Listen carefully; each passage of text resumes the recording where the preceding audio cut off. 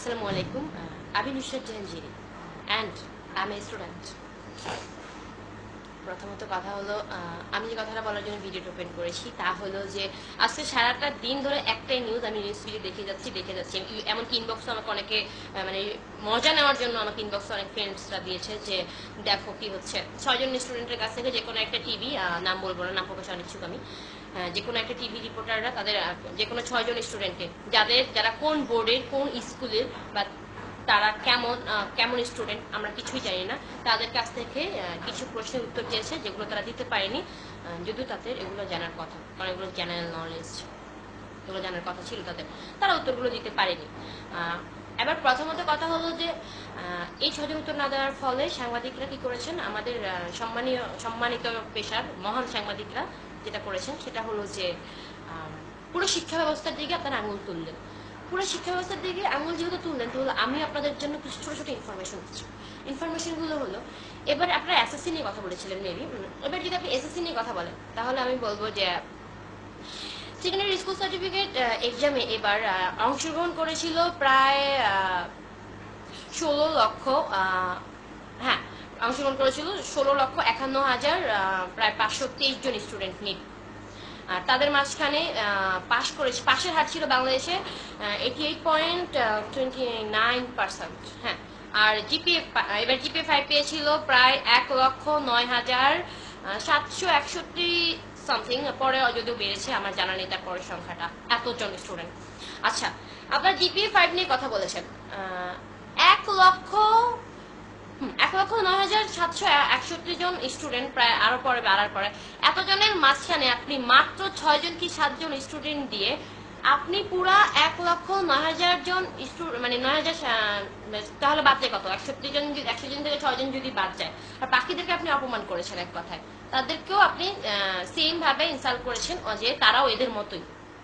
আচ্ছা, প্রথমত কথা হলো যে আপনারা এই 6 জনকে ইনসাল্ট করতে গিয়ে আপনারা কি করেছেন, পুরো শিক্ষা ব্যবস্থা আঙুল তুলে বাংলাদেশকে, আমাদের রাষ্ট্রকে, রাষ্ট্রীয় শিক্ষা ব্যবস্থার কথা মানে এভাবে বলে আপনারা, তাও সঠিকভাবে বললে একটা কথা ছিল, ভুল ভাল ভাবে উপস্থাপন করে বহির্বিশ্বের কাছে আমার দেশের শিক্ষা ব্যবস্থাটা, শিক্ষা কাঠামোটাকে কোথায় নিয়ে গেছে। আপনি কি আমাকে উত্তরটা দিতে পারবেন? আর যখন বহির্বিশ্বে বলবে যে এমনিতেই আমাদের বাংলাদেশে অনেক প্রবলেম নিয়ে আমরা অনেক ধরনের হীনমন্যতায় বা ভুগি, আমরা খুব প্রবলেমে আছি বলতে গেলে বাংলাদেশ হিসাবে, সেই জায়গায় আমাদের একটা ব্যাপার নিয়ে আমরা কথা বলতে পারতাম যে না, আমাদের বাংলাদেশে অনেক মেধাবী স্টুডেন্ট আছে, আমরা এখানে গর্ব করতে পারতাম আমাদের বাংলাদেশে অনেক মেধাবী স্টুডেন্ট আছে যারা বিশ্বের অনেক বড় বড় জায়গায় পদে, অনেক বড় বড় স্থানে বহাল এখন পর্যন্ত 2016 সালে এসে।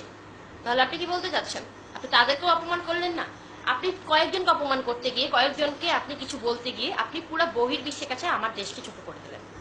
আচ্ছা, আর যারা এটা নিয়ে ট্রল করছেন বা সাংবাদিকদেরকেও আমি বলছি, আচ্ছা সাংবাদিকতার পেশায় আমি যতটুকু পড়ি, কোনো ব্যাপারে কোনো ভিকটিম বা যাই হোক না কেন, কারো যদি কোনো কিছু প্রকাশ করা হয় তাহলে তার ফেসটা ব্লার করে দেওয়া হয়, ম্যাক্সিমাম ক্ষেত্রে ব্লার করে দেওয়ার নিয়ম, কিন্তু আপনারা এখানে এটা করেননি। আজকে যদি তারা এই ধরনের আপনাদের এইসব ট্রল, আপনাদের এইসব মানে খোঁচামূলক কথাবার্তা সহ্য করতে না পেরে তারা যদি কোনো রকম ভয়াবহ সিদ্ধান্ত নিতে বাধ্য হয় বা ভয়াবহ সিদ্ধান্ত নেয়, তার জন্য কি আপনারা দায়ভার নেবেন? আপনারা বলুন, আপনারা কি সেই দায়ভার গ্রহণ করবেন? উত্তরটা দিবেন আশা করি। আপনাদের কোনো রাইট নেই 6 জনকে দিয়ে পুরা এই প্রায় 1,09,761 জনকে অপমান করার। সেখানে আমার বোন ছিল, আমার কাজিন ছিল, আমার ফ্রেন্ডসরা ছিল, আমার জুনিয়র ফ্রেন্ডসরা ছিল, তাদেরকে ইনসাল্ট করেছেন। সেই হিসাবে আমি বলতেই পারি আপনাদের এই কথাগুলো। আপনারা একাডেমিক্যাল শিক্ষা হয়তো আপনাদের অনেক আছে, বাট আপনাদের কমন সেন্সের অভাব আছে। আগে স্বশিক্ষিত হন, তারপর অন্যকে সুশিক্ষিত একাডেমিক্যাল শিক্ষা তার জন্য উঠে পড়ে লাগবে। যাদেরকে দিয়ে আপনারা এই প্রশ্নগুলো নিয়েছেন তারা কোন স্কুলে, কোন বোর্ডের আমরা কিন্তু কেউ জানি না। আসুন আপনি বাংলাদেশের যেটা ভালো ভালো কলেজ, ভালো ভালো স্কুল আছে, স্কুল অ্যান্ড কলেজ যেগুলো, তাদের কাছ থেকে আপনি প্রশ্ন করুন। বাংলাদেশে ভালো স্টুডেন্ট যারা আছে তাদের কাছ থেকে প্রশ্ন করুন। তাদের কাছ থেকে না করে আপনি কোথাকার যাদের কোনো প্রমাণ জানি না আমরা তারা আসলে কে, তা দিয়ে আপনি পুরো বাংলাদেশের শিক্ষা ব্যবস্থাকে অপমান করলেন। দোষ করবো আমরা বহির্বিশ্বের কাছে, যখন বাংলাদেশ ছোট হবে তখন আমরা দোষ দেবো সরকারকে। ওয়াই? এই নিয়ে এখন কথা বললে আমি মানে অন্যদিকে চলে যাব, অনেক কথা হবে, আমি উপরে কথা বলতে চাই না। আমার সর্বশেষ কথা হলো যে প্লিজ কিছু অনাকাঙ্ক্ষিত ঘটনার জন্য পুরো বাংলাদেশকে নিয়ে ট্রল করবেন না। আর স্টপ মেকিং ট্রল গাইজ, কারণ আমরা কখন কার পজিশন কি হয় কেউ বলতে পারবো না। সো প্লিজ আমরা আমাদের আগে স্বশিক্ষিত হই, তারপর না হয় সুশিক্ষিত হব। ধন্যবাদ এতক্ষণ কষ্ট করে আমার ভিডিওটা দেখার জন্য।